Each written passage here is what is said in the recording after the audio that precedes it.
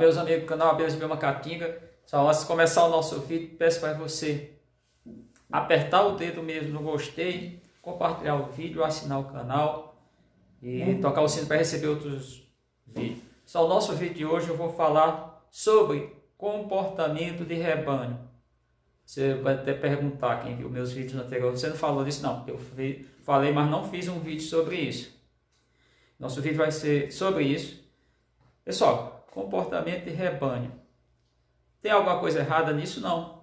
Isso, eu que sou um evolucionista, apesar de não ser estudioso, não estar dentro da academia, mas das coisas dentro da ciência, dentro da biologia, ciências da vida, eu digo e repito. O que eu mais adoro é genética e evolução. Gosto de outras coisas? Sim. Alguns estudos meus, quando eu fiz, há muito tempo, há milhares de anos atrás, milhares de anos é forte, mas não foi tanto com esses temas, esses ramos da biologia. Mas isso é importante porque mostra-nos ainda que a gente tem comportamento. Por exemplo, quem nunca, em algum momento, quando alguém correu em um meio, numa festa, por exemplo, começa uma briga, que todo mundo corre, num estádio de futebol. Eu, lamentavelmente, já estive no Rio de Janeiro, num jogo, e começou um tiroteio, e a gente correu e se escondemos, um grupo de pessoas, de amigos, inclusive eram 10, estavam em 2 carros pequenos, se escondemos de trás de algumas estruturas lá do Maracanã, daqueles anéis, um anel na verdade, que forma, o Maracanã tem um anel bem perfeito, é completo, tá bom? Outro estádio é chamado Arenas. Bom, então para falar disso eu vou falar porque muita gente tem criticado algumas coisas e é importante a gente entender, não tem dentro dos conceitos populares, não existe tanto erro, inclusive existe uma coisa, licença poética é você falar do jeito que você entende. Isso está errado? Não. Tanto que a gente observa uma pessoa que não é brasileira, nasceu no Brasil, falando o nome dos nomes portugueses, no modo geral ele não consegue pronunciar. Os que mais conseguem são os holandeses. Aqui eu faço um parênteses para explicar. Por exemplo, quem não lembra do jogador Zidorf, que eu acho que ele até tem dupla, ou nasceu no Suriname, mas é holandês, defendeu a seleção holandesa e jogou no Botafogo. Ele falando português muito fluente, até mais do que muitos brasileiros. Zidorf, quando foi para a Itália treinar um time italiano, também falando italiano. É uma língua mais fácil porque é de origem latim.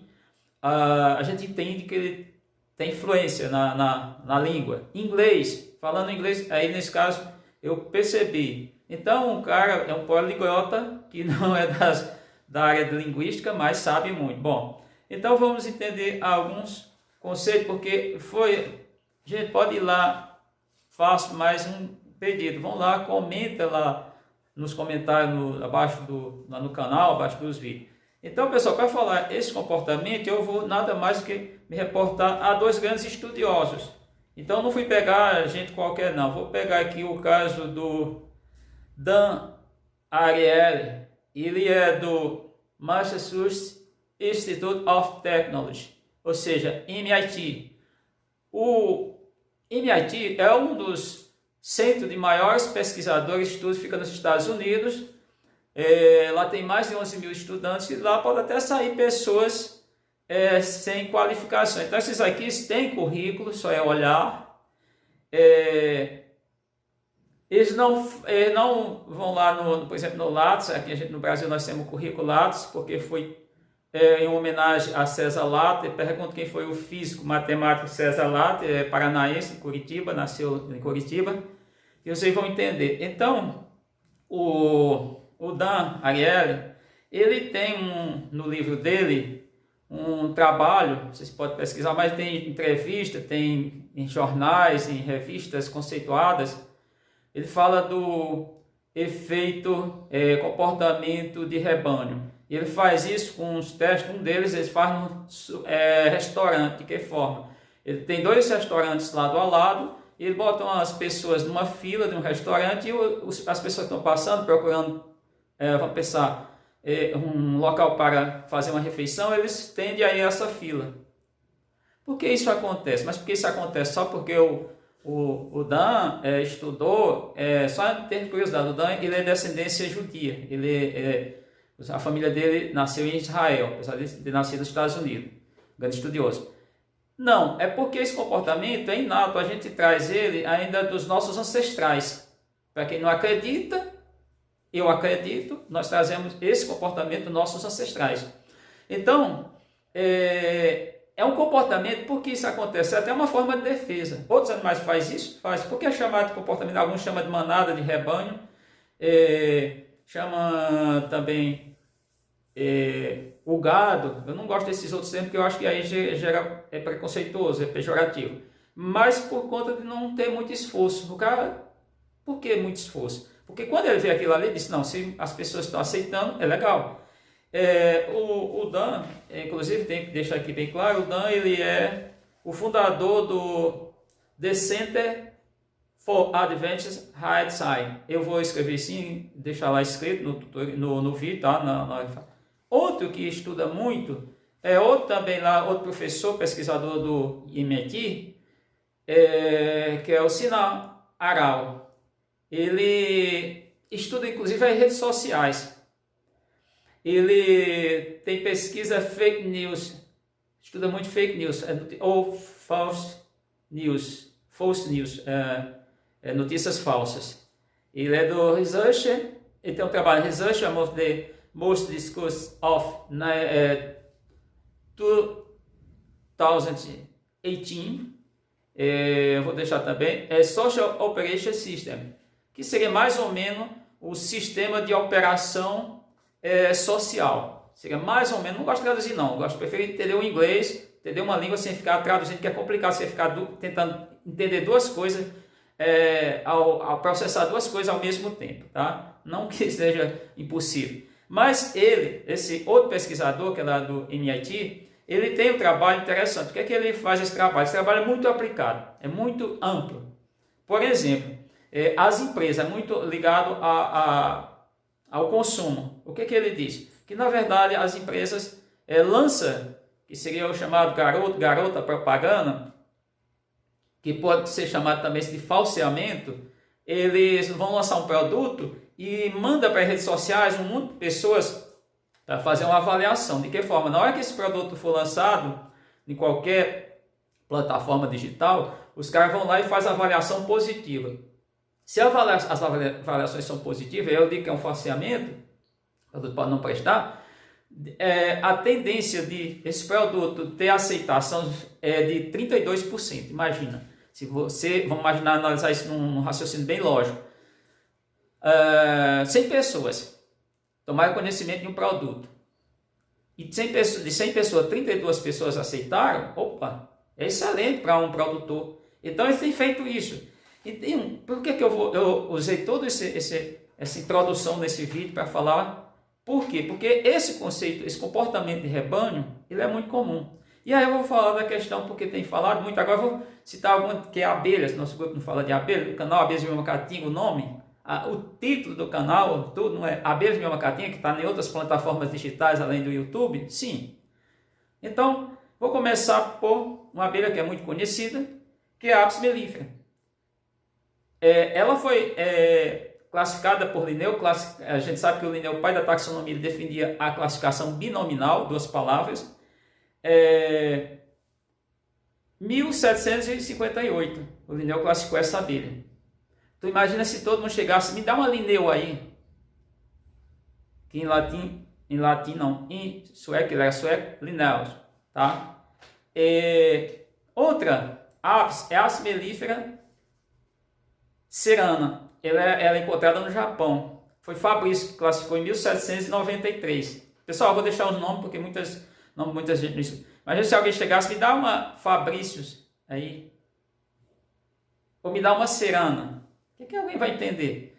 Em outra parte do continente asiático, tem outra Apis cerana. Não tem mellifera, Apis cerana. Apis cerana também foi o Fabrício, foi classificado também no mesmo ano, 1793. Existe na Península Ibérica, por ali naquela região da Europa, outra Apis, que é a Apis mellifera iberiensis. Foi Angel, no ano de 1999. Mas se alguém chegar e me der uma Angel, pronto, para quem gosta de nome estrangeirismo, é até legal, né? Dá uma Angel. Acho que esse Angel, ele não é escrito como em inglês, é alemão, certamente. Outra é Apis mellifera caucásia. Sabe quem classificou? Puma, 1889. Imagina se alguém chegar e me dá uma puma aí. Tem uma puma? Outra, Apis mellifera linguística. Quem classificou? Spinola, certamente taxonomista espanhol, 1806. Imagina alguém chegar e me dar uma espinola. Vamos falar de algumas vespas, porque recentemente a gente viu aí algumas coisas. Por exemplo, a vespa que eu encontrei em classificação mais antiga, porque a gente sabe que a taxonomia é uma ciência relativamente nova do século XVIII, foi a vespa cabra. A vespa cabro é Linnaeus, 1758, a classificação. Essa é aquela que muitos...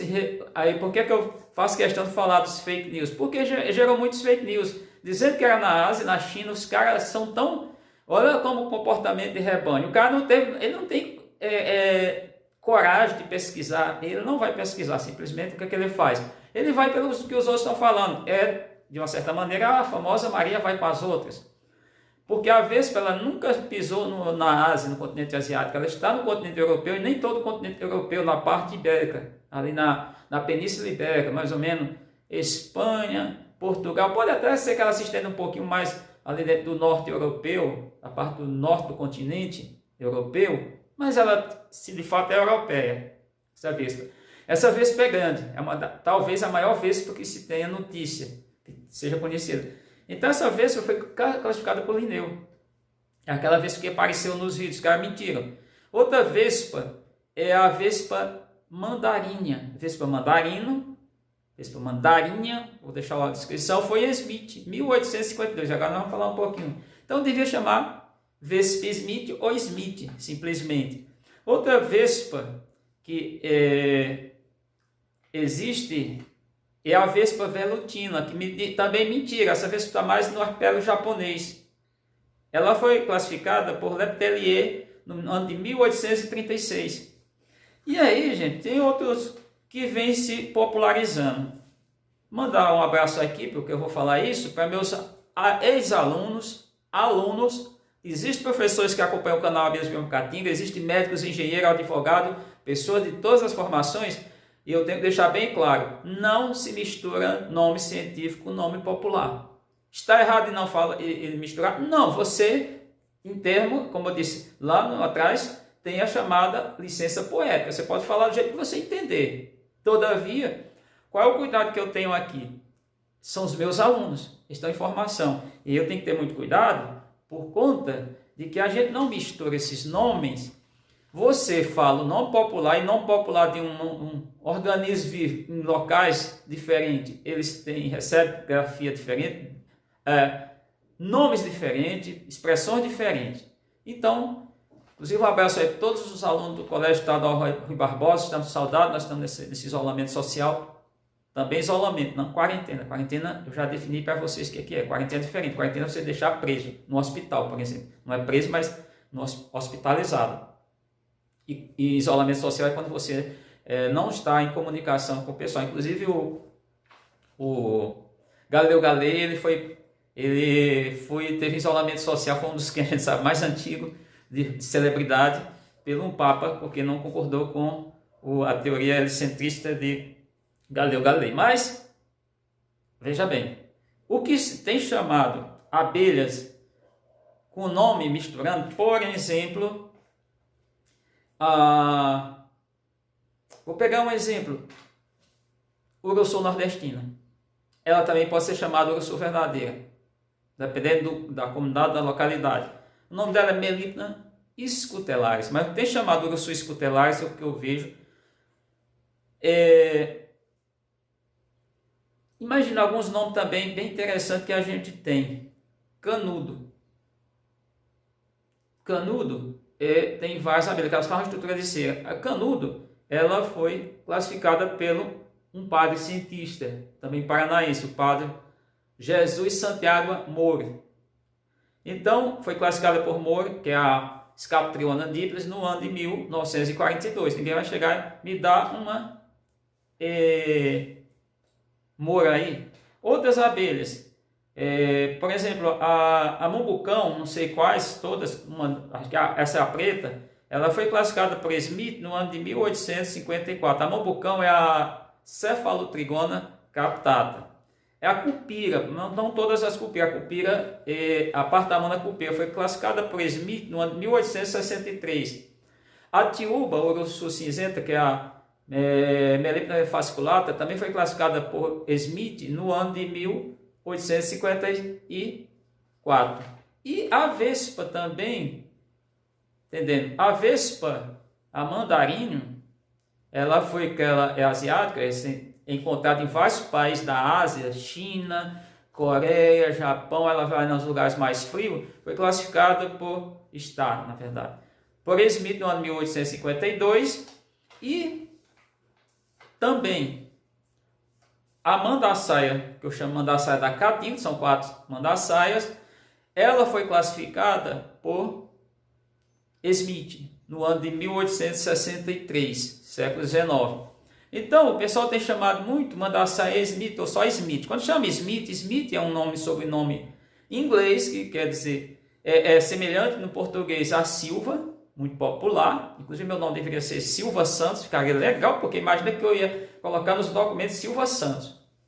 Muito brasileiro, mas com origem portuguesa. Para mim seria mais prazeroso do que o outro nome Bezerra. Sou sincero e falo isso aqui depois você chega a uma consciência, depois de um certo tempo, Silva Santos seria mais brasileiro. Eu sou brasileiro, sou nacionalista. Então, pessoal, por que eu estou chamando a atenção de vocês? Essa questão agora foi um grupeto, e esse grupo se expande, ele é um efeito de bolha. O que é esse efeito de bolha, que é também tratado pelo pessoal do MIT? Esse efeito de bolha é quando alguém fala uma coisa, cai no gosto popular, então criou um grupeto que chama. Aí teve até um caso engraçado, que o cara chegou falando isso para mim, eu não entendi nada. Você tem Smith? Aí eu me reportei, eu não estava. Primeiro que eu já vi, você tem Smith? Aqui hoje estou com a camisa do Raul Seixas. Aí eu digo, opa, então eu estava com a camisa no dia do Led Zeppelin, eu digo, não. Eu tenho Led Zeppelin, tenho Deep Purple, tenho Black Sabbath, tenho Iron Maiden, tenho Raul Seixas, tem um monte de música, gravações desses cantores, mas eu não tenho Smith. Smith foi The Smiths, que tem um S no final. Um grupo inglês, New Wave Music, da década de 1980. Aí quando ele falou um monte de coisa, eu não estava acostumado, estava começando a criar abelhas, não estava acostumado com esse linguajar ele vem se popularizando, vem aumentando. Aí eu digo, tem essa abelha, eu tenho. Inclusive eu fiz até uma coluna para esse cidadão. Então, gente, não tem nada de errado, mas só estou dizendo para vocês, tenho que explicar que o nome desse vídeo é comportamento de rebanho e explicar essas coisas que têm se popularizado. Então, não fica chateado em tese quando alguém diz, porque, por exemplo, a munduri, a abelha munduri, Melipona, a silva, que tem chamado assim, muito munduri, a silvai, não é a silvai, não tem essa pronúncia, porque isso seria oxítona, e ela é uma proparoxítona, Melipona, a silva. Por quê? Na verdade, os dois, o epíteto genérico, Melipona, o epíteto específico, a silva, em latim é igual ao inglês, não tem acento, não tem essa diferenciação gráfica, no entanto, tem sílaba tônica, tá? É bem interessante entender isso. Então, esse bichinho, o munduri, que nós conhecemos, ele também foi classificado por Moura no ano de 1971. Então você pode chamar ele de Moura. Você gosta, é um nome europeu, né? Um sobrenome europeu, Moura, tá? M-O-U-R-E. Então você pode chamar também abelha Moura. Eu posso simplesmente chamar Moura. Seria até legal, porque para mim é um grande cientista brasileiro, assim como foi Dr. Kerr, como foi César Latter, como foi Oswaldo Cruz, como foi Carlos Chagas, os grandes cientistas brasileiros. Dr. Kerr nem se fala, né? Então, gente, espero que vocês tenham entendido. É um vídeo justamente para fazer esse esclarecimento, porque eu tenho alunos, eu tenho todo um grupo de pessoas que me acompanham, pessoas com alto poder de conhecimento, com qualidade, qualificados, e eu não posso ficar publicando qualquer coisa aí, porque aí vai ficar ruim, né? E aí, lembrando, o cara perguntou, questionou, munduri, manduri, são nomes populares, pode chamar do jeito que você quiser. Eu tenho chamado a jandaíra Princesinha do Sertão, é um nome interessante, mas é a jandaíra que tem aqui no semiárido.